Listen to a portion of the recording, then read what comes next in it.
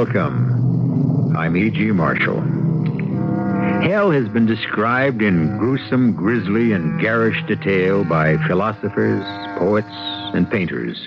However, they are not the only ones who have had a vision of the underworld. Hell is an open book to all who choose to turn its pages, a coloring book that you may fill in yourself. And so many people have designed their own private hell, filled with their very own private devils and demons. And many people have discovered that you don't have to die in order to live there. Although it helps. Mrs. McKellar? Who are you? A friend of yours. I don't know you. Michael. Michael? You've got to give him up. Just what affair is it of yours? You just said the key word, affair. Suppose the newspapers found out. Think of what it could do to your husband. I'm sorry.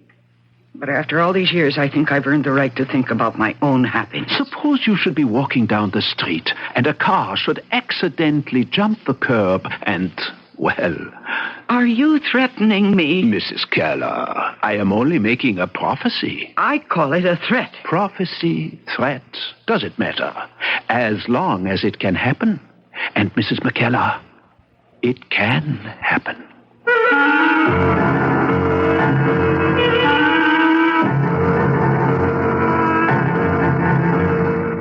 Our mystery drama, The Other Life, was written especially for the Mystery Theater by Sam Dan and stars Mercedes McCambridge. It is sponsored in part by Sign-Off, the Sinus Medicines, and Buick Motor Division. I'll be back shortly with Act One.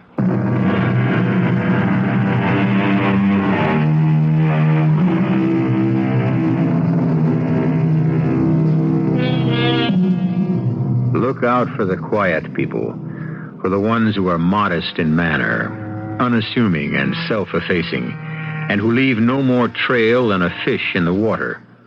Such a one is our heroine, Della McKellar, or Mrs. Frederick T. McKellar, as she is known legally. At this moment, she's at the airport cab stand. What so, lady? 1221 Torrance. 1221 Torrance. We are off.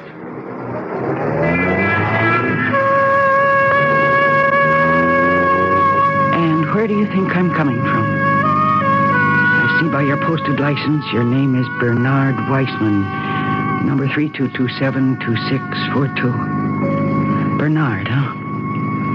I can also see by the tilt of your head that you're giving me the once-over in your rear-view mirror.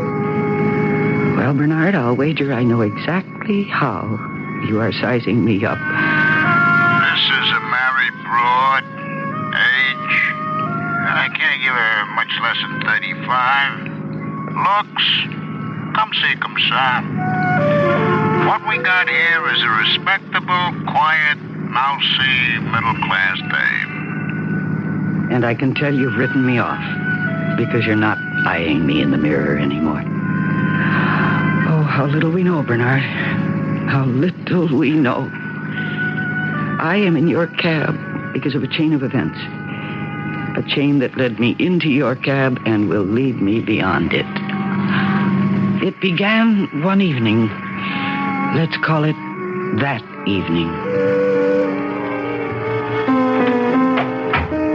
Fred? Yes, Della. Oh, darling, I'm in a pressure cooker again. Hi. What is it this time? A report. I have to do a report, a complete report. Tonight? If I don't take time out for sleep, I'll just manage to have it ready for the Senate Finance Committee by morning. Oh, but Fred... I'm going right into the den. I have to start immediately. But dinner Oh, is... be a sweetheart. Bring something on a tray. A sandwich. Anything. I don't care. I'll just need plenty of black coffee. Fred, stop. Don't take another step. Darling, what's wrong? I want you to look. At what? Look at me. Look at you? Yes. What do you see? Well, Oh, Fred, sit down. But I told you, I know. You have a report. I also have a report, Fred, which is if you don't sit down this minute, I'm going to take the next plane to Reno, Nevada, or Mexico City and get a divorce. Della, can't we discuss... What did you say? Fred, surely it must be apparent even to you that all the closeness has gone out of our marriage. I've never felt as close to you as I do now. And you've never been so far away. And so I thought... Oh, darling, I know we haven't seen much of each other lately, but I've taken a new job. I thought I would try to put the romance back into our relationship. And it's a very demanding job. Oh, shut up, Della.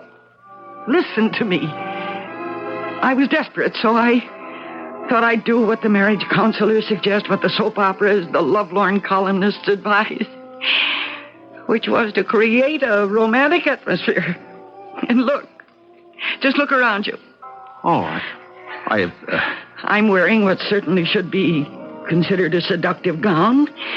Look at the candles on the table, the brilliant crystal, the gleaming china, the sparkling silver, the red roses, the soft lights, the sweet music. And let me tell you about dinner. Darling, No, listen, we're having beef bourguignon. And then I'm sorry. You bust in here like some traveling salesman barging into a motel.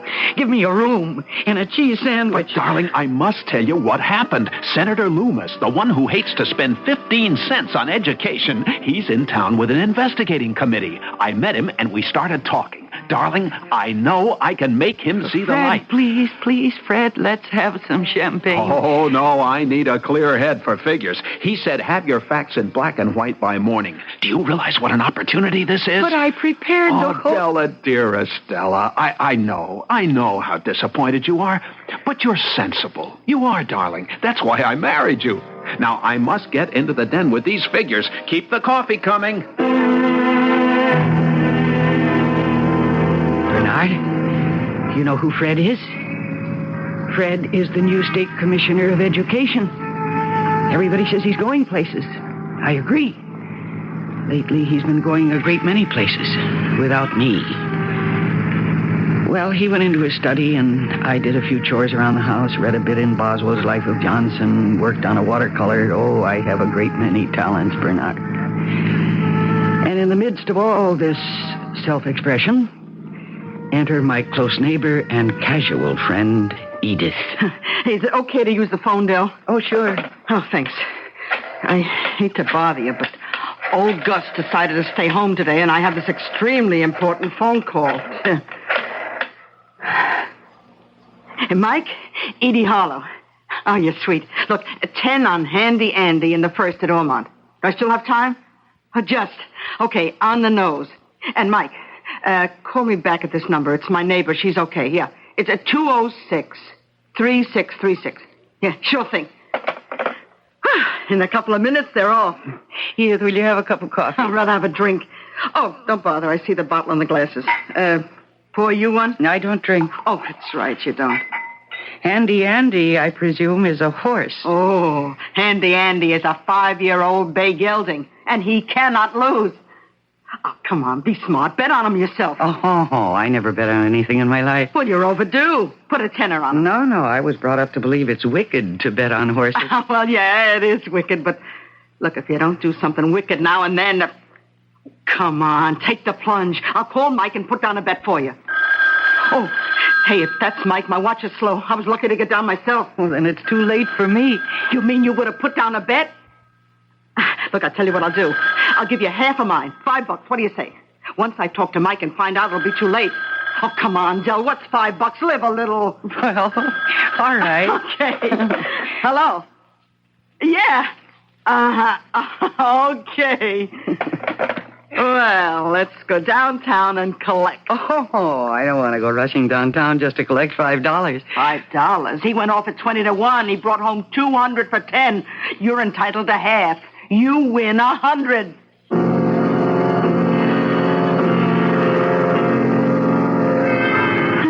Here's where we meet Mike. Edith, are you sure that we're getting $100 apiece? Oh, you're a very insecure person, Della, and I can't understand why. Relax. Hi, Edie. Oh, hi, Mike. I had a good one today. Yes, you did. I'd like to introduce a friend. Della McKellar. Della McKellar. It sings. It's music. And Della had half the bet.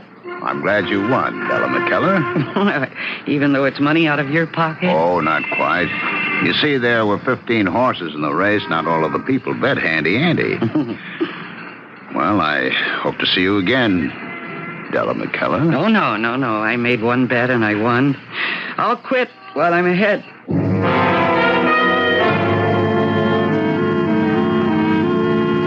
Famous last words, eh, Bernard?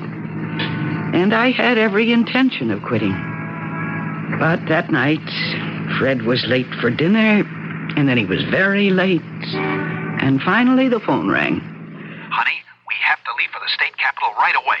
At this hour? I've got the senator eating out of my hand. He wants me to testify at the committee hearings first thing in the morning. But I thought we'd have that champagne tonight. Della, just let me get through this crisis. After which, there'll be another one.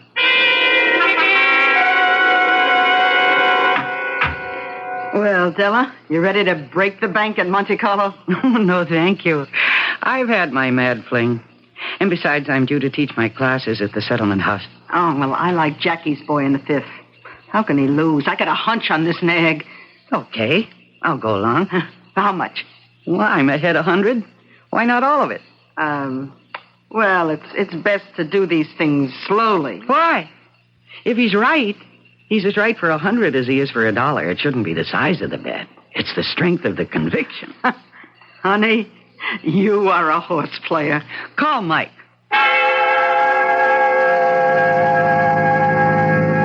I didn't realize it at the time, Bernard, but I was hooked. Well, after my classes, I was having a sandwich and looking at the paper, the racing page, naturally. And I was beginning to have second thoughts about Jackie's boy. So I called Edith to get her to change the bet. But there was no answer. I didn't know Mike's phone number, but I did remember the corner where we met him. Hello, Della McKellar. Hello, Mike. I have to talk to you. I'll buy you lunch. No, this is business. We can't talk business on the street. You realize we're standing in front of Las Sordas, the best restaurant in town?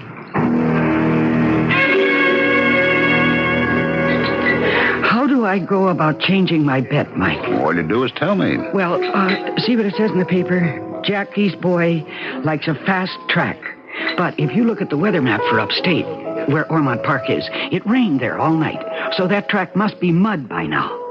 Now here is Sweet Reward. He loves mud. He finished in the money his last 3 times out. So I like him. Well, you got him. Did anybody ever tell you how lovely you look when you get all excited and breathless like that? Well, I wanted to straighten out that bet, Mike. Well, it's a good thing he goes off in 3 minutes. No, don't leave. Why not?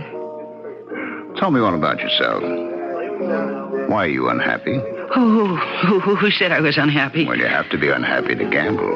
Why do you say that? Because real excitement and adventure are missing from your life. You have to buy it at the table or the track. Is that why you gamble, Mike? I don't gamble. To me, gambling's a commodity. I sell it to those who need it. Why do you need it? Who says I need it? Have dinner with me tonight and I'll explain it. Oh, listen, I'm a married woman. But are you a happily married woman? Oh, really? I have to go. Well, shouldn't we find out about Sweet Reward? Johnny, plug in a phone, please. Thank you. Della, if not tonight, why then, how about tomorrow? Oh, no, please. The day after? Hello? The 5th at Ormond Park? Uh-huh. Thanks. Your Sweet Reward came in at 3-1. 100 yesterday, 300 today. If I had your luck, I'd play the horses myself. Here's your money. Oh, thank you. Now, about dinner tonight. No, Mike, really, there's no point in your asking. Well, there's no point in your refusing. Della, I'm still upstate. This is a rough one. Yes, Fred, I suppose it is, but, listen, you just stay as long as is necessary. You're not angry? No, darling, I understand it's your career, and, we're both required to make sacrifices. Oh, that's fine, Della. That's my rational, mature, and reasonable darling. I'll be home tomorrow night. What are you doing now? I'm just, reading. What? Something new? The racing form. Did it get good reviews? Mixed. Mike Perry. Oh, Mike. Della McKellar. You change your mind. We will have dinner after all. Listen, Mike. Her name is Lady Marion in the First at Joyland. $400 to win. Aren't you living a little dangerously? Sure. And I love every minute of it.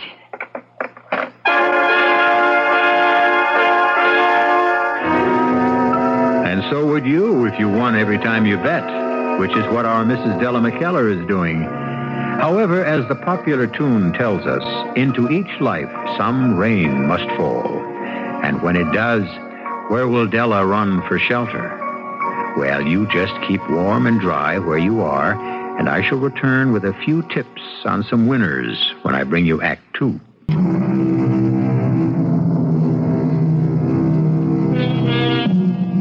It should be obvious if a man has an attractive wife and he neglects her. She will, sooner or later, find something and someone to occupy her time and energy, which is what Della McKellar seems to have done. Not only is she having a fantastic run of luck with the horses, she also seems to be scoring with the bookmaker. Well, Bernard, the night before, I had put all my winnings, $400, on a filly named Lady Marion. And the following afternoon, I was leaving the settlement house, and at the curb was parked a brand new, long, black sports car. And at the wheel, the very good-looking, the smartly dressed Mike. He could very well become a problem. But I wasn't sure I really cared. Hop in. Oh, really, I shouldn't. I have news for you. You just won $2,000. $2,000? You put $400 on Lady Marion at 5 to 1. Oh, Mike, thanks. The proper way to thank me is to have dinner. Oh, no, I told you I'm a married woman. Well, I'm a married man, so it cancels out. Well? I have to go home, Mike. You're a slave to convention. Aren't we all? Oh, no. And that's one of the things I'm going to teach you one day.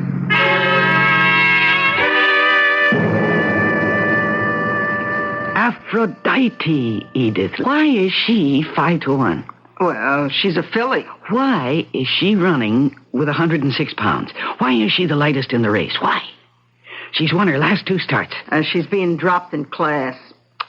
I like her for $10. What's your bid? 24.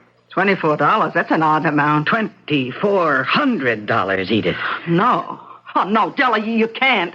Della, you're crazy. I won't let y'all stop you. Oh, please, Edith, don't take on. You were right about me. I am a gambler. I'm not like you, venturing $5 or $10 for a thrill. No, sir, this to me is a living. It's a way I never lived before. I can't explain it. Oh, Della, I wish I'd never introduced you to this.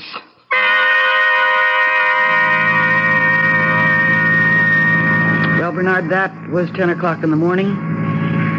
And somehow I made the time pass in the settlement house, and it passed by quickly because a woman reporter came round to interview me. See, I was human interest, the wife of the dynamic new commissioner of education. Everybody knew that he was going places. Well, how does it feel to be the wife of such an exciting man, Mrs. McKellar? Well, it's so marvelous. They say he has a career in politics if he chooses, and you are certainly a great asset. You're never in repose. Like your husband, you seem to be on the go all the time. Where do you get all your nervous energy? Could I tell her that I bet on the ponies, Bernard? Could I tell her that even now I was waiting for the 4th race at Joyland, where I had $2,400 riding on a horse named Aphrodite, and that I would have $12,000 if she won? Is it any wonder that my eyes were shining, that my cheeks were glowing? Well, finally, the lady reporter had enough of me, and then I was told that I had a phone call. Honey, change in plans. Plans? Yeah, we discussed it last night on the phone. Oh, Senator Loomis and I and some party leaders will be in on the 6 o'clock plane. We're having a victory dinner at a place called, you never heard of it. It's on Lower Broadway, Las Ordas. Las Ordas. Can you meet us there? I'll have terrific news. Well, Bernard, I kept eyeing the clock like a condemned prisoner in a cell. And finally, the hands read 3 o'clock. And I knew that the race had been run, and that I either had $12,000 or I had nothing. And I looked out the window. The sports car was there. I ran downstairs. He held open the door for me, and I got in, and I knew. I knew my Aphrodite had not risen from the foam. She came very close, Della. Going into the stretch, she slipped, lost stride, but she wouldn't quit. At the finish, she was coming on. If it were a mile and a quarter, she'd have won it. Mike, would you drop me off a block from the house? I owe you $2,400. I want to pay it. Well, you don't have to do it this minute. First, let me buy a drink. I don't drink. Why did you do it, Della? You can't keep letting it ride. You have to save some for a rainy day, you know. It's been raining for a long time, Mike. Well, come out of the wet then, Della. Away from the cold and the damp, I know a place where it's always bright and sunny. Is this the cheer-up service you extend to all your lady customers? Oh, it's a brand new service. I never tried it before.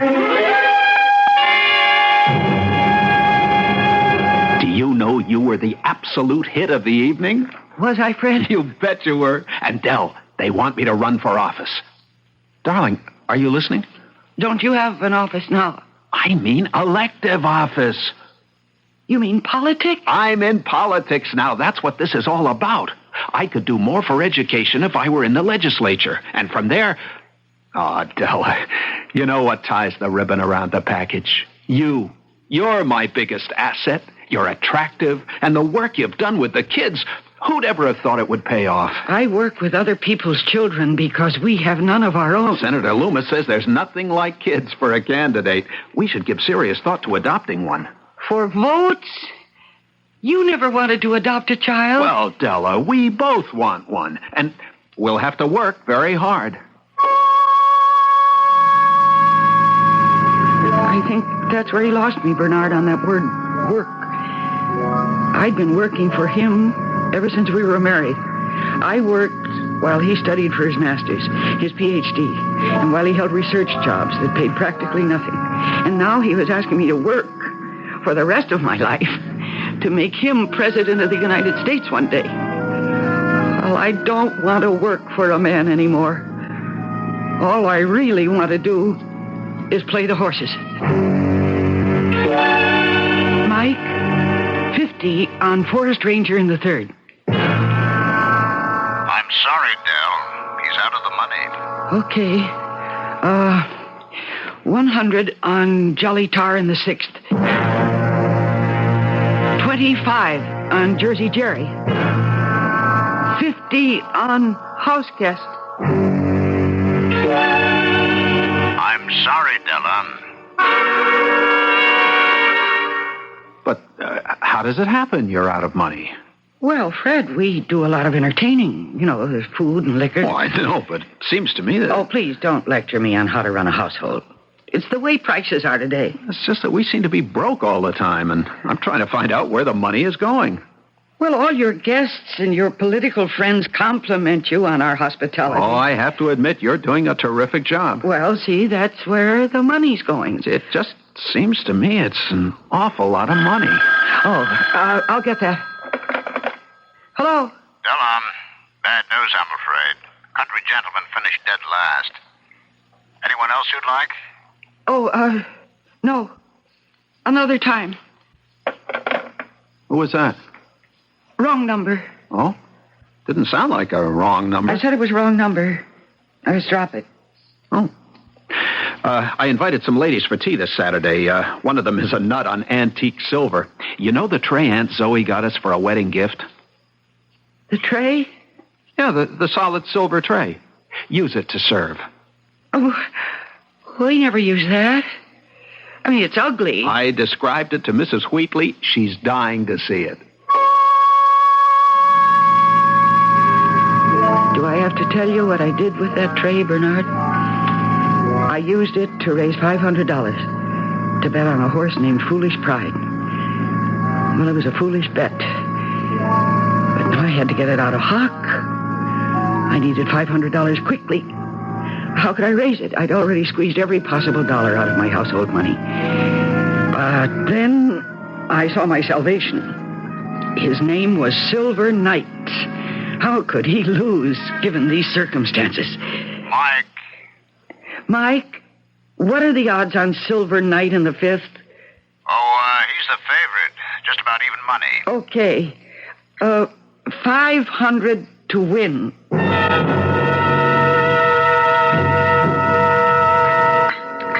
Hello, Della. Sit down, I'm sorry about Silver Knight. Mike, I came down here to tell you, that I... That you don't have $500, huh? How did you know? Well, it had to come to this one day. Well, if you're so sympathetic, why did you take my bets? Oh, you'd only go to some other guy. And to him, you'd just be another customer. Oh?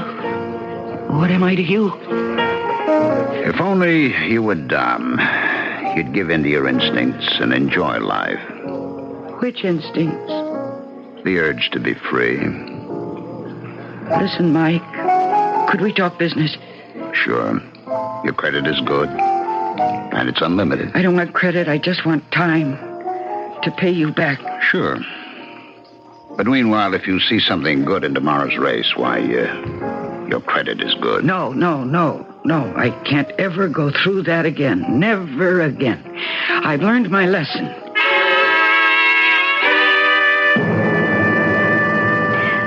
Mrs. McKellar, aren't you going to show us that antique silver tray your husband told us about? I'd love to have a picture of it for the paper. The tray? Oh, yes, of course. Would you ladies excuse me for a moment? Darling, what's the problem? Fred, the tray. I can't find the tray. But don't you always keep it here in this closet? No, look for yourself. It's gone. But how could it be gone? Well, it must have been stolen. Stolen? Oh, Fred, I love that tray. It's been stolen, Fred, stolen. Oh, dearest, you must be calm. How can I be calm? That was the most cherished thing I had. But who could have... That Mrs. Soames, Fred. Mrs. Yes, Soames? that cleaning lady we had a few years ago. It must have been Mrs. Soames. I remember how she used to look at that tray. She stole it. But that's hardly proof. Oh, Fred, it's gone. It's gone. Oh, please, dear, please don't take on like that. It's not the end of the world.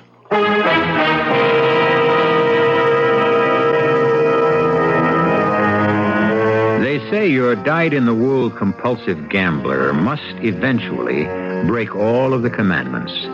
Now, where are we with Della so far? Stealing, lying, false witness?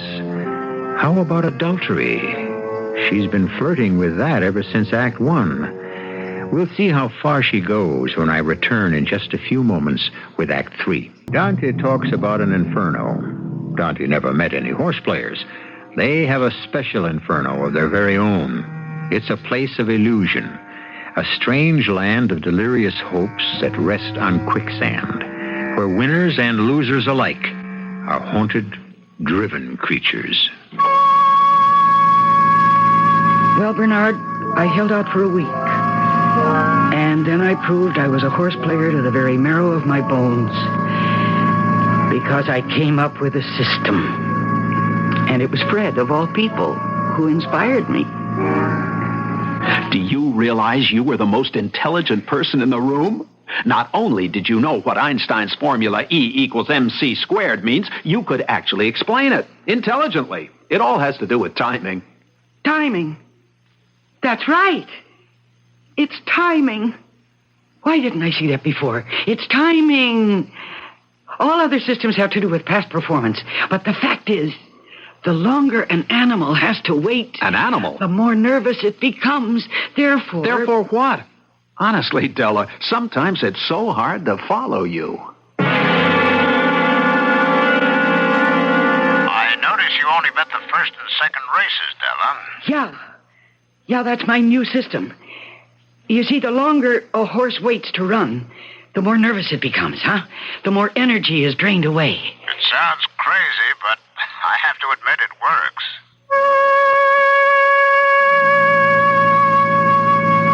Yes, Bernard, it worked. All systems work for a while. And then nothing worked. And I'll tell you something about horse players. It's just as important to lose as it is to win. The ecstatic joy of winning is made possible only because there's that chilling fear of losing. It's all basic philosophy, Bernard. The balancing of life by opposites. Oh, but there were dreams. Terrible dreams. Is it true? You are an incurable horse player? Your credit is unlimited, Della. How could you do this to me? How could you do this to me? Is it true? You've been having an affair with a notorious gangster? How much money have you squandered? You sold Aunt Zoe's silver tray to bet on a horse. Follow your instincts. Be brave. Brave. Brave. Della? Huh? Della?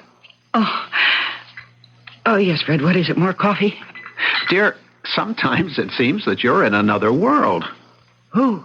I think you're exhausted, and it's my fault. I've been working you so hard, but everyone agrees you are a terrific lady.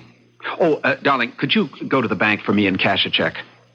What? I won't have a chance, and it's $100, expense money for my trip tomorrow. I'd rather not. What? Della, what is it? Is something wrong? Oh, no, You really have to do this for me, darling. I'll need the cash. I tried, Bernard. I really and truly tried. But the horse's name was Centurion, which means leader of 100. How could he lose? I rang Edith's bell. We hadn't been seeing much of each other lately. Edith, do you know another bookie? I see. You're on the cuff with Mike and in so deep. I only asked you if you knew another bookie. Oh, get out of it, Della. He's sweet on you. He'll wait forever. Don't ruin it for yourself and Fred. Edith, do you know another bookie? I wouldn't be doing you a favor, Della. You weren't doing me a favor the first time either. A cigar store across town on Hawkins near 12th Road. Ask for Chuck.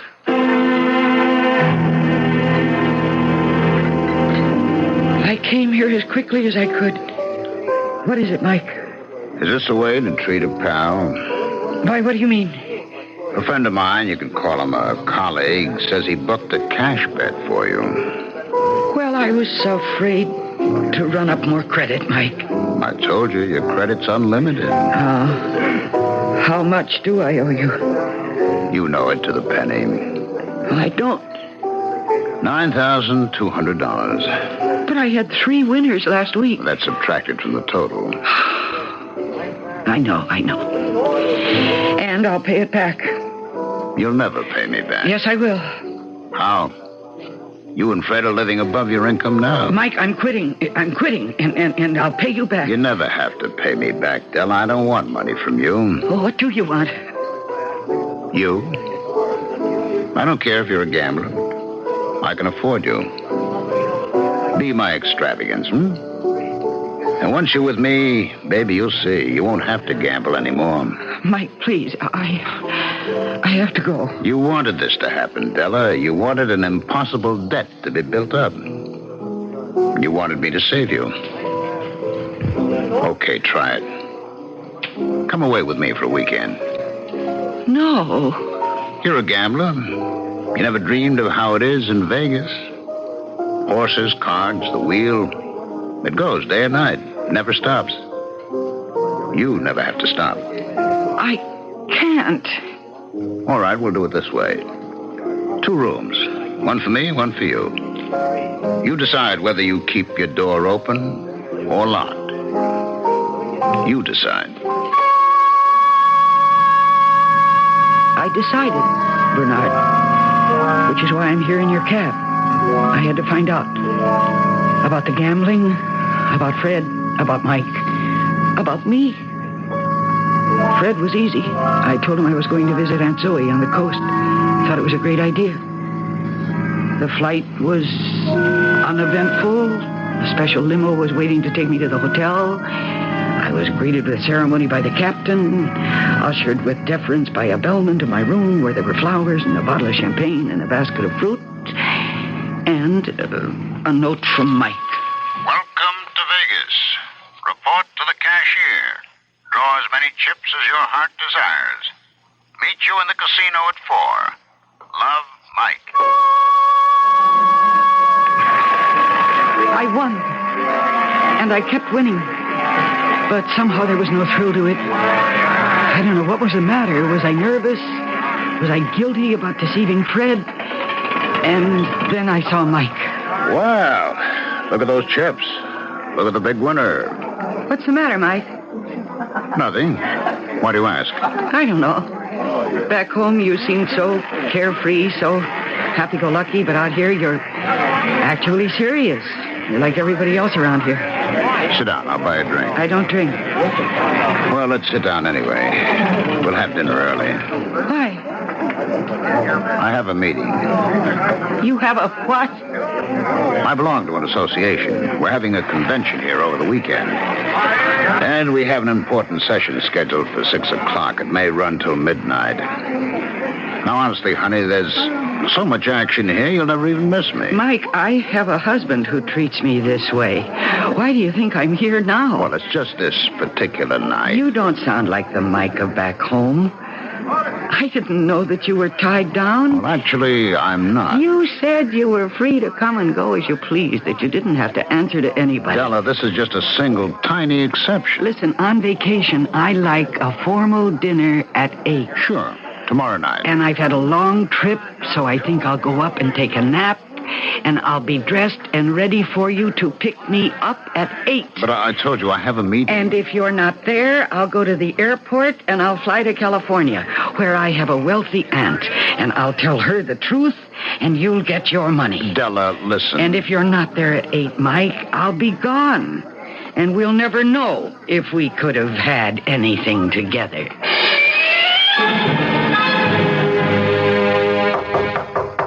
Come in. Mike. Yes, Della, Mike. 8 o'clock exactly. I thought you had a meeting. I did. Do you care to talk about it? Well, it seems this is to be a weekend of decision for us both. I guess I have to make a decision, too. Mike, you look very handsome. I feel handsome. Yes? May we come in? You are in. Introduce us, Michael. Mrs. McKellar, may I present Mr. Carl Leon and his associate, Jean. How do you do, Mrs. McKellar? Michael, Joe tells me you cannot make the meeting. Yes, Carl, that's right. I can't. I see. But I need you there, Michael. Do you mind, Michael, if Mrs. McKellar and I talk in private for a few moments? Excuse me, please, Della.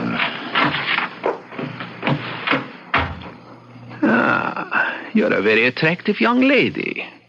But then Michael always did have good taste, which is why he married my daughter, Julia. You knew he was married? Yes. I took him into my firm and placed him in charge of a certain operation. Now I must ask you to leave him. Do you ask me or do you tell me? Ask. You see, if he stays with you, he will no longer have his position in my company. I think you don't really know Mike and what we have done for each other.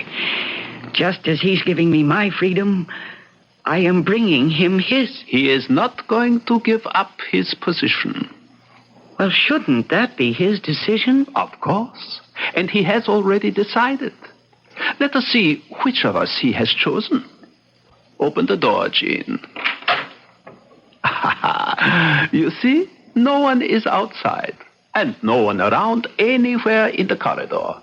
Michael has gone back to work, as you can see. I see. Goodbye, Mrs. McKellar.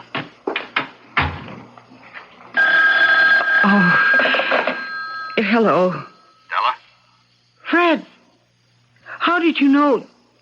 I guess I know everything. I found the pawn ticket. Oh, And all kinds of racing papers. oh, And I spoke to Edith. She thought it best to tell me everything. oh, There's a scrap of paper in the wastebasket with your plane and hotel reservation. I guess you really wanted me to find it. oh. Is that all you can say? Oh? Well, what do you want me to say? I want you to say you're coming right home. Oh, Fred, don't forgive me so quickly. I feel terrible. I feel worse. Do you think you could ever forgive me?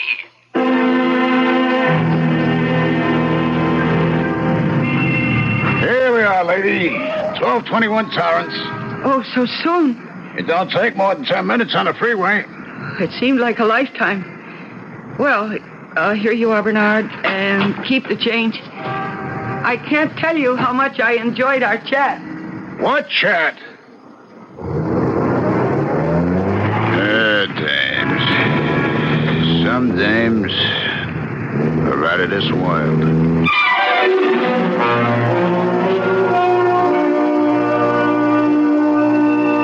Yes, they certainly are. And so are so many of us, out of this world. Della McKellar, prim, proper, perfect wife for a rising young politician. What's going to happen? Did Della and Fred learn their lesson? Or will they slide back into the old relationship? Do people really learn? Some do, some don't. I shall return shortly.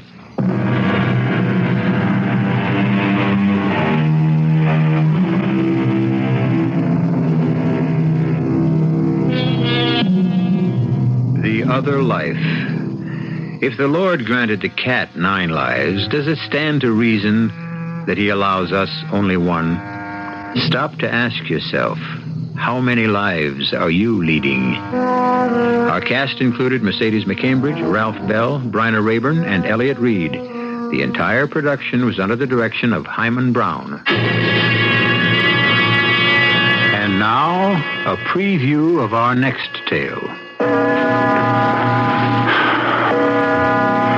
Lord, will the old goat never die? The bishop is dead. He asked for you at the last. Did you hear me, Clark? Hear you? Of course I did. And now, by heaven, you're going to hear me. Asked for me, did he? That slavering old hypocrite. He could no more stand the sight of me than I of him. But now he's gone, and there's nothing to stop me. The estate is mine. The money is mine. Now I can rock the rafters, the 7 deadly sins, the 10 commandments. I'm going to commit all the first, and I'll break all the second. I'm going to cut such a swath, the devil himself will envy me. Radio Mystery Theater was sponsored in part by Anheuser-Busch Incorporated, brewers of Budweiser. This is E.G. Marshall inviting you to return to our Mystery Theater for another adventure in the macabre. Until next time, pleasant dreams.